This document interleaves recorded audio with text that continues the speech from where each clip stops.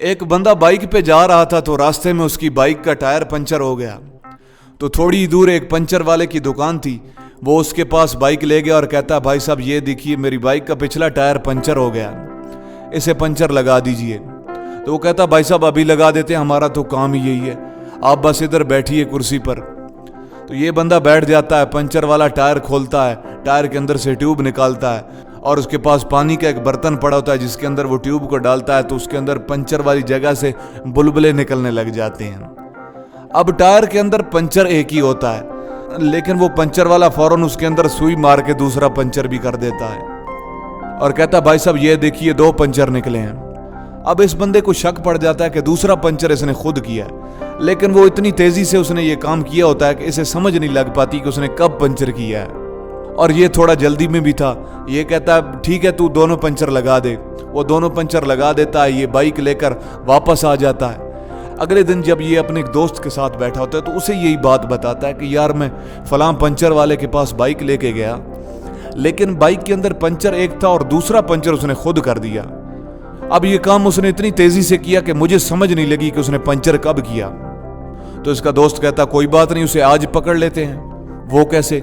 ये कहता है, मैं अपनी बाइक के पिछले टायर में से हवा निकाल के उसके पास ले जाऊंगा और वो जैसे ही पंचर करने लगेगा मैं उसे रंगे हाथों पकड़ लूंगा। वो कहता है, ये तो बड़ा जबरदस्त आइडिया है। अब ये बंदा अपनी बाइक के पिछले टायर में से हवा निकाल के उसके पास ले जाता है और कहता है, भाई साहब ये देखना जरा, इसके पिछले टायर में से अचानक से हवा निकल गई है। तो पंचर वाला कहता है, अभी देख लेते हैं भाई साहब, हमारा तो काम ही यही है, आप बस इधर बैठिए। तो वो टायर खोलता है, अंदर से ट्यूब निकालता है, ट्यूब को पानी के अंदर डालता है, लेकिन पंचर उसे कोई नहीं नजर आता। तो वो फौरन अब सुई मार के उसके अंदर पंचर कर देता है। अब ये इतनी हाथ की सफाई से और इतनी तेजी से ये काम करता है कि इस बंदे को पता ही नहीं चलता कि उसने कब सुई मारी और कब टायर पंचर भी कर दिया। तो वो कहता है, एक पंचर निकला है भाई साहब, लगा दूं? ये मजबूरन कहता है, लगा दे भाई, और ना चाहते हुए भी पंचर के पैसे देकर वापस आ जाता है।